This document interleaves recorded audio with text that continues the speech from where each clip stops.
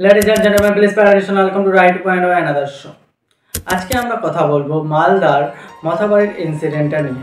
মথাবাড়িতে যে ঘটনাটি ঘটেছিল সেটা হলো হিন্দুরা রাম মূর্তি বিসর্জনের সময় একটি মসজিদের সামনে দিয়ে যাচ্ছিল আর জয় শ্রীরাম স্লোগান দিচ্ছিল। তারা ইমাম শেখের নেতৃত্বে হিন্দুদের উপর অত্যাচার করে এবং সেখানে পুলিশ এইসব ঘটনাগুলি দাঁড়িয়ে দাঁড়িয়ে দেখতেছিল।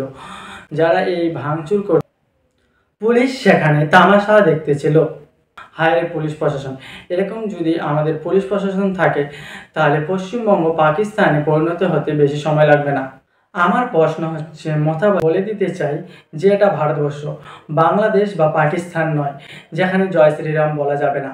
আমাদের যতবার ইচ্ছা হবে আমরা ততবার জয় শ্রীরাম। অসুবিধা হয়ে থাকে তাহলে তারা নিজেদের কানের মধ্যে তুলা গুঁজে রাখতে পারে বা পাশে বাংলাদেশ আর পাকিস্তান আছে সেখানে চলে যেতে পারে।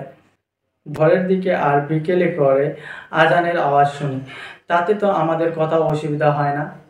এটা ভারতবর্ষ, এখানে হিন্দু মুসলিম খ্রিস্টান শিখ সবাই একসঙ্গে থাকে আর সংবিধান সবাইকে পালন করতে পারে। আমরা আফজল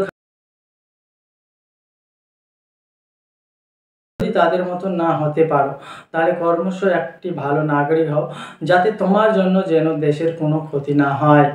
তাই সকলকে ঈদের শুভেচ্ছা রইল, আর ভালো থাকো, সুস্থ থাকো, দেখা